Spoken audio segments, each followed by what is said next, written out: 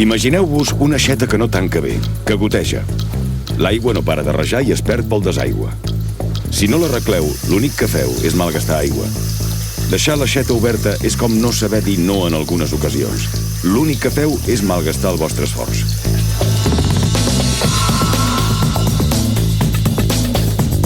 Dir no és molt senzill, tan sols són 2 lletres. I tot i això, hi ha situacions en què se'ns fa molt difícil i acabem dient sí quan voldríem haver dit no. Avui al Bricolatge Emocional aprendrem com dir no sense sentir-nos malament i ho farem seguint aquests 3 passos. Amb assertivitat. Pagant un preu. Treballant l'autoestima. Dir que no suposa conflicte, tensió, confrontació. Trenques il·lusions, trenques expectatives i probablement aquest és l'element que hauríem de canviar entre tots. El no pot ser molt constructiu, molt més constructiu que un sí. I això ens passa perquè no se'ns ha explicat que una cosa és dir que no a una proposta, que quan tu dius no, no vull això, no estàs dient no a la persona. No. Thanks for asking me, but no.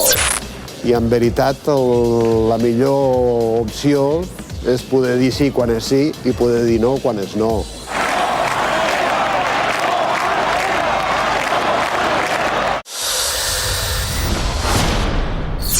Que un directiu marxés en un moment que costa trobar gent que vulguin ser directius en aquestes entitats, doncs no era... Llavors aquest se'n va, quin exemple és pels altres, i potser altra gent no ho va entendre, no? Que molts companys es van pensar que m'havia trastocat. Què estàs fet?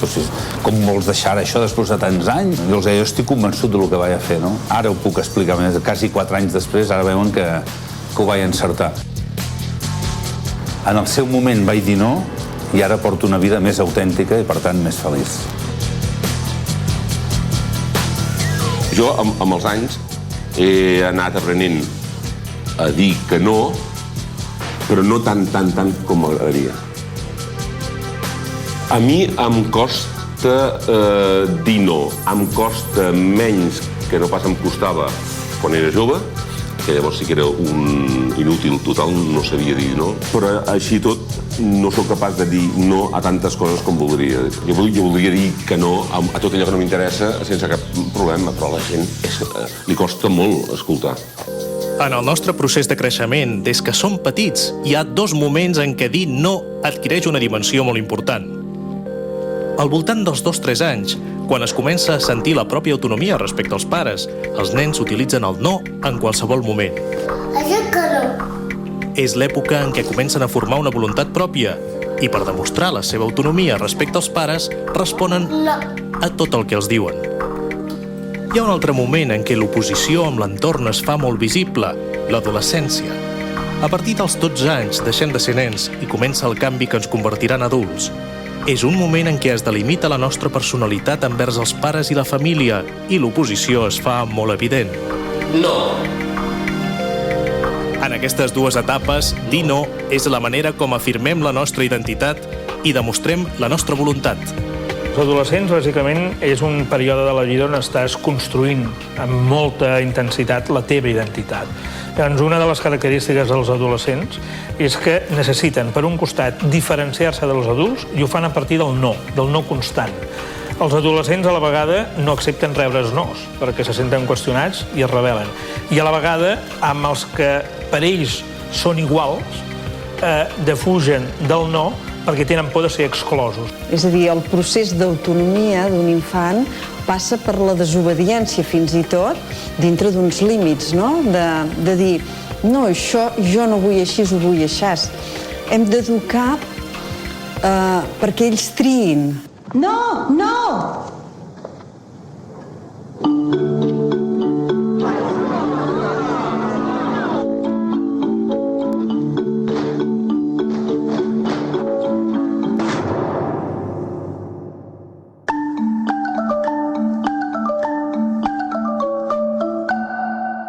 Hem d'educar perquè vegin que d'un no hi ha una conseqüència, com d'un sí també n'hi ha. I tot això no s'improvisa. Quan en determinat moment demanem nos importants, això ha d'estar entrenat. No. Jo tenia 55 anys en aquell moment, portava 30 anys treballant en una caixa d'estalvis i ja pràcticament només em plantejava la prejubilació. I en aquell moment em van oferir deixar-ho tot per començar un projecte nou que era desenvolupar Trio 2 Bank, el que es coneix com a banca ètica, aquí a Catalunya i a Balears. Hi ha un abans i un després, eh? O sigui, a partir del moment que has sabut dir no a una sèrie de coses i, per tant, sí a unes altres, perquè per mi va lligat el no amb el sí, a partir d'aquell moment ja tot és diferent.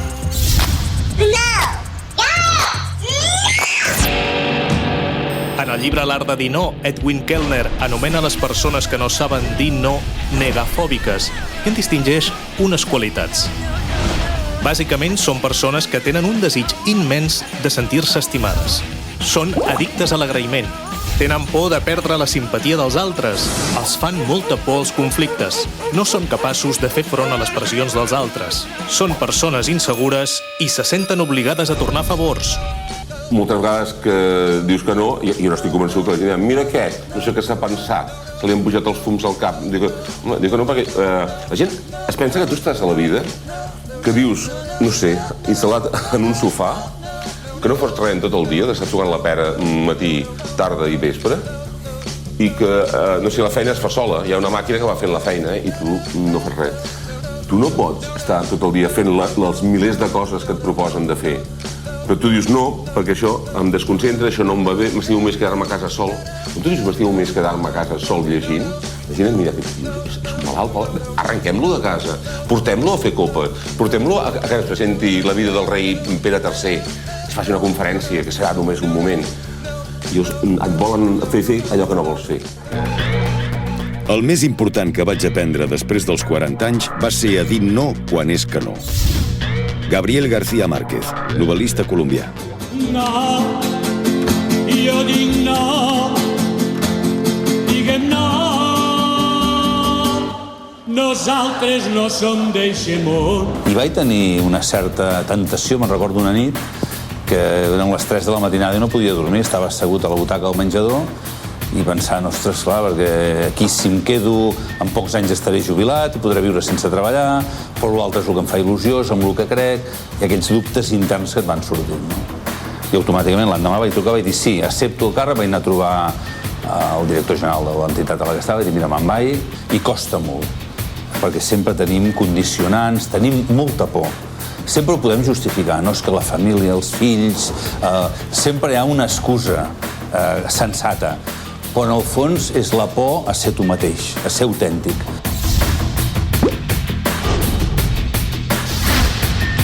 És cert que cada dia ens hem d'enfrontar a molts nos que en realitat són quotidians, no cal que els hi donem tanta importància. Per exemple, la mare em demana d'anar a dinar el diumenge a casa i no em va bé. Doncs no cal que diguem excuses i raons rares. Quan hem de dir que no, hem de dir que no ras i curt. Ens costa dir no perquè ens sentim culpables i perquè ens fa la sensació que posem una barrera entre nosaltres i l'altra persona. Trobar un equilibri entre els nostres interessos i els dels altres és un exercici que requereix habilitats socials. I la millor habilitat social per dir no és l'assertivitat. Amb assertivitat. Es tracta de parlar des del jo.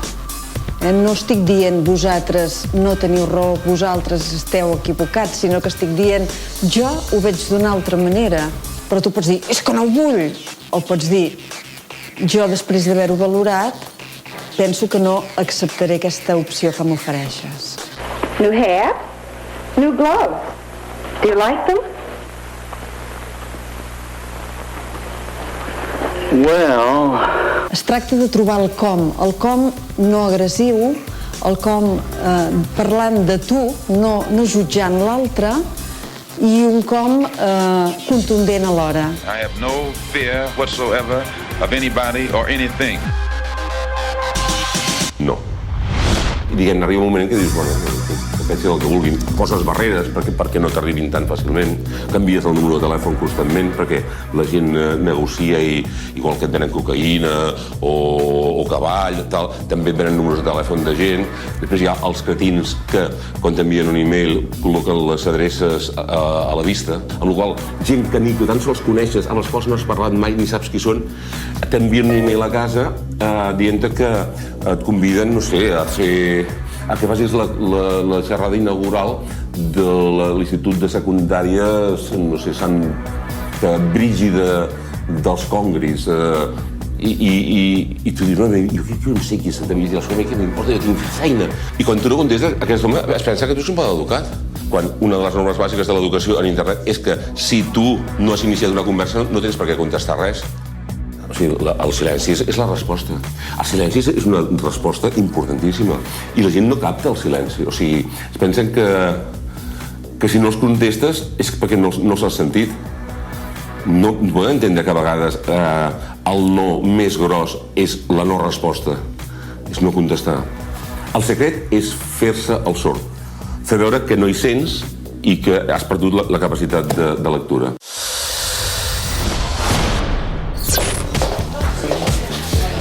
Hi ha moltes situacions quotidianes en què podem practicar l'assertivitat. No és tan difícil, només és qüestió de dir les coses tal com són, sense enfadar-nos ni resignar-nos. Bon dia. Hola, bon dia. Un cafè amb llet, sisplau.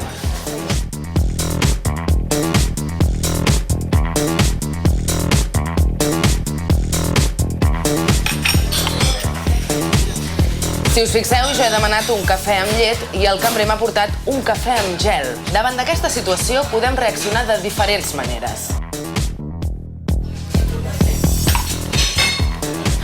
Perdona, vine un moment. És que jo t'he demanat un cafè amb llet i m'has portat un cafè amb gel. Però això què és? Aquesta seria una resposta força agressiva i l'únic que aconseguiríem és contrariar el cambrer. Una altra manera de reaccionar seria acceptant submissament l'error. Perdoni.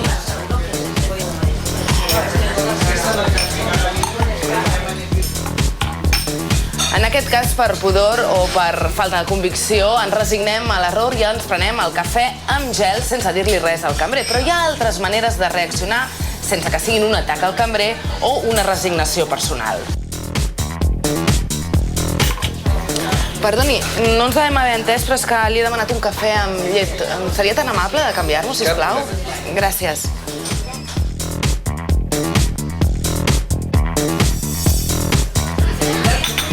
Gràcies. Com veieu, aquesta reacció, que seria la reacció assertiva, és l'única que ens permet aconseguir el nostre objectiu de manera que no haguem d'agredir a l'altre i ens haguem de sentir agredits. Aquesta situació la podem aplicar a molts aspectes de la nostra vida i així podrem aprendre a comunicar-nos d'una manera directa, honesta i respectuosa.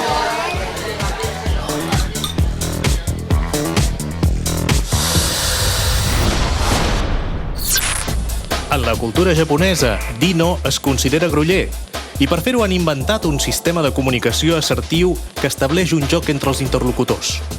Han d'endevinar què es diuen sense fer-ho explícitament. El poble japonès és un poble que intenta no ferir a l'altre. Yokattara, que és si et va bé, Issho ni eiga ni kimasen ka? Anem junts al cinema. I ella li diria, Kyo wa chotto seria avui, chotto una mica, punt suspensiu seria avui una mica inconvenient, avui una mica no puc. Però fins i tot potser s'obviaria la part de no puc. O sigui, simplement deixar-ho una miqueta penjat. En aquests casos, el llenguatge ens ensenya de manera molt gràfica com n'arriba a ser de protocolària i complaent la cultura japonesa.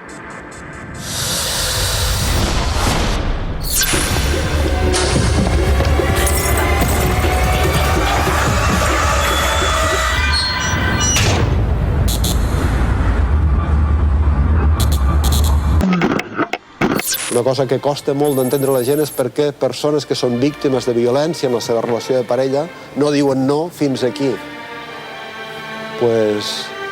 Esclar, de vegades no en saben més, però si diuen que no, és important que sigui una elecció personal. No vull aquesta vida per mi, no vull viure d'aquesta manera. Però algunes vegades el que fan és dir Dic no perquè aquesta persona és violenta. Bé, sí, però llavors se li posa la culpa a l'altre i això manté encara un enganxament, manté un nexe i manté la política de la guerra. Així que el no que més ajuda és el no que ens posiciona personalment i no recrimina ni incrimina a l'altre. L'art del lideratge no és dir sí, és dir no. Dir sí és molt senzill. Tony Blair, exprimer ministre de la Gran Bretanya. Moltes vegades acabem dient sí quan en realitat voldríem haver dit no, perquè no estem disposats a pagar el preu d'aquest no. Creiem que és més fàcil cedir que no pas assumir les conseqüències. No valorem el preu que estem pagant per renunciar a la nostra opinió. Es tracta, doncs, de saber quin és el preu que estem disposats a pagar.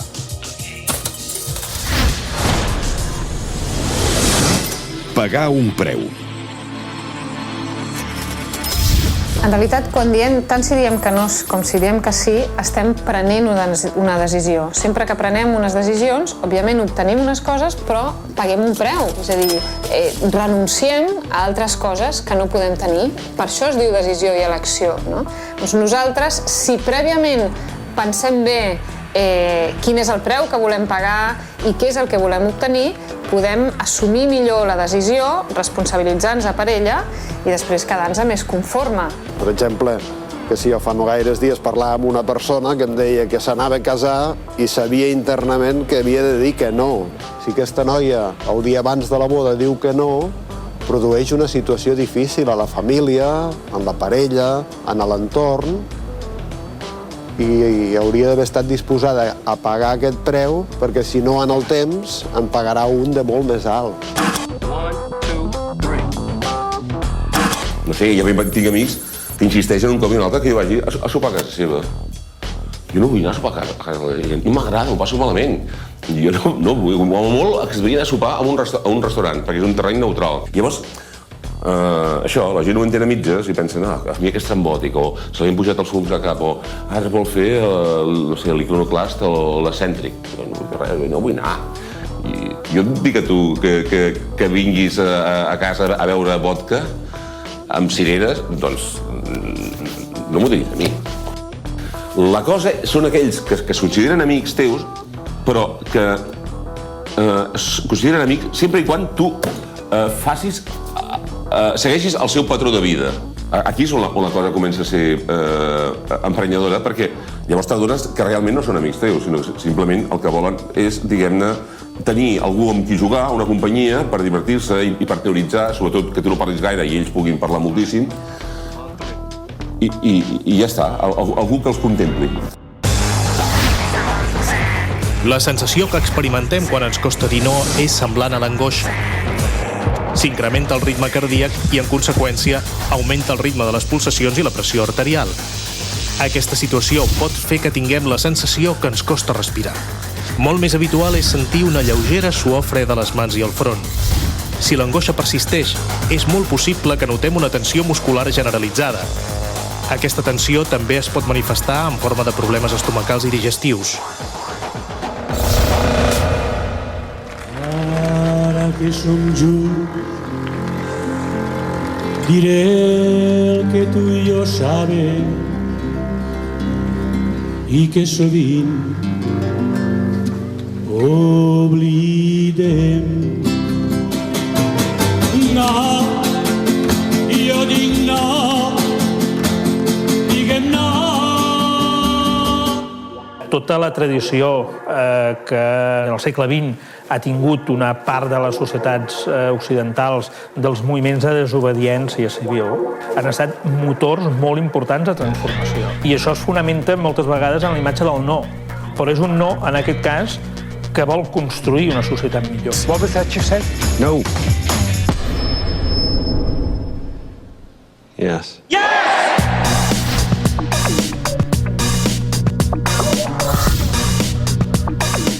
En sociologia tenim una llei que parla de la majoria silenciosa. És a dir, tots tendim a acoplar-nos a el que intuïm que és el pensament de la majoria. I, per tant, tots ens sentim més còmodes sentint-nos formar part d'una dinàmica col·lectiva de la qual tu n'ets un més que anant a contracorrent.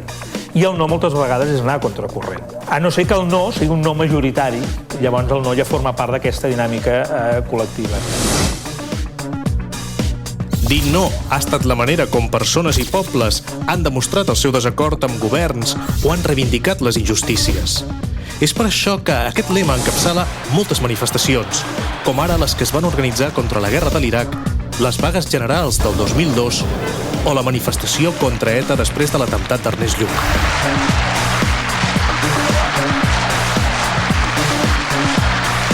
Dir no també ha estat el lema de campanyes publicitàries, sobretot de les campanyes antidroga adreçades a joves.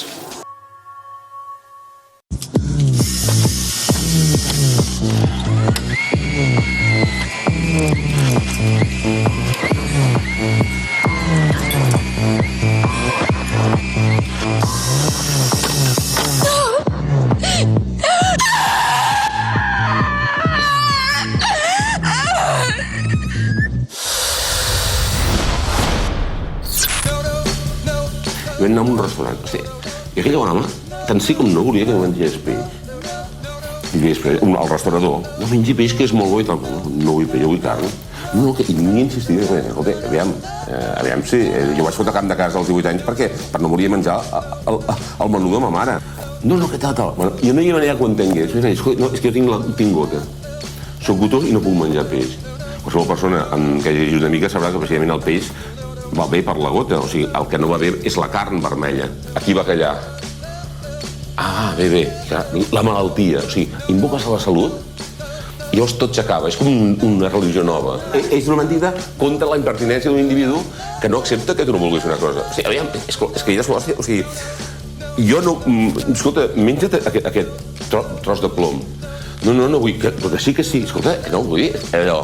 Has de fer el que l'altre vol, collons, doncs no. I aquí què passa? Que resulta que guanya el que és més insistent i més barrut i més maleducat i escolta menys l'altre. La dignitat creix amb l'habilitat de saber dir no, fins i tot a un mateix. Abraham Heschel, rabí americà. Com menys autoestima tenim, més pendents estem del judici dels altres, del què diran, què pensaran, i més obligats ens sentim a complaure tothom. Aprendre a valorar-nos en la justa mesura serà un bon exercici que ens ajudarà a dir no.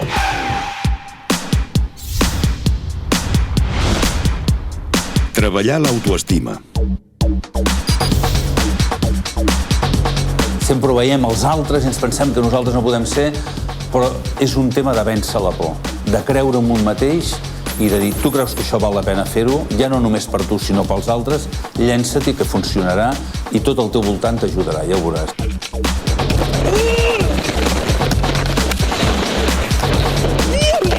Les persones que tenen autoestima i seguretat en si mateixos són més capaços de ser coherents amb ells mateixos, de dir sí quan diuen que volen dir que sí i no quan volen dir que no. Practicar esport és una bona manera de millorar la nostra autoestima. Adaptant l'exercici a les nostres capacitats i condició física, veurem com a poc millorarem el nostre rendiment i superarem les nostres fites. Practicar activitat física està demostrat que genera un benestar emocional, i això és científic, és degut a la segregació d'endorfines que fa el nostre cos de forma automàtica. Les endorfines són una hormona, comúment se li diu l'hormona de felicitat, que ens fa sentir bé. Tots ho podem veure, moltes vegades veiem als gimnasos que la gent entra d'un humor, amb una cara, i quan marxen d'aquí, ostres, marxen com nous, marxen contents, marxen satisfets del que han fet. Fent esport incrementem la nostra força de voluntat i autocontrol i fem disminuir l'ansietat, l'estrès, l'agressivitat. A la llarga ens ajudarà a estimular la creativitat, a gestionar les nostres emocions i a millorar la memòria. Jo he vist en un gimnàs l'entrenador personal i el seu client jugant a futbol amb una piloteta, perquè és un client competitiu, que li agrada moure's, que li agrada guanyar, ostres, i el veus suant a punta pala i s'ho està passant bomba. Potser aquest client s'ho passa molt millor així que no ficar-lo en una cinta, ara hem de córrer 10 minuts.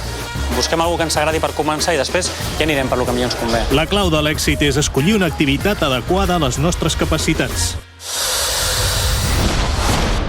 Ens sentirem millor si aconseguim dir no a tot un seguit de valors que ens donen mala vida, que ens donen malestar.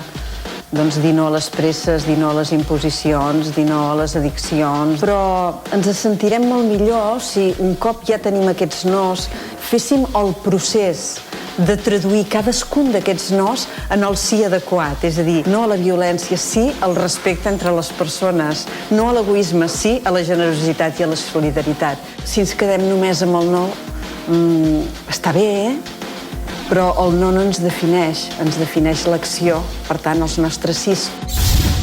Només si em sento orgullós de ser com sóc, puc ser autèntic i genuí. Oscar Wilde, novel·lista irlandès. Ara hi ha aquest punt d'autenticitat de que jo m'aixeco al dematí amb la il·lusió de venir a treballar perquè el que estic fent té un sentit no només per mi, té un sentit per la gent que m'envolta, per la societat i pel món. Doncs soc molt més feliç. Perquè no he de separar, jo sóc el mateix ara que estem parlant, quan estic en el treball, quan estic a casa, quan estic als amics, sóc el mateix. No he de dividir, mira, ara treballo, faig un paper, no he de fer rols. Jo sóc el mateix sempre.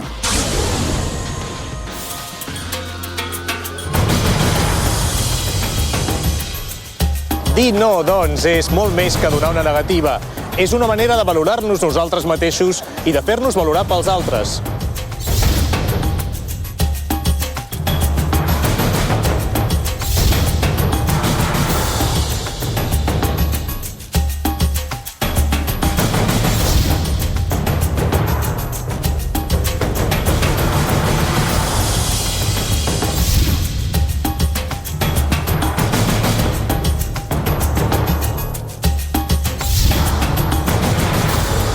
En definitiva, dir no és una qüestió de marcar límits entre nosaltres i els altres, de saber fins a quin punt hem de cedir.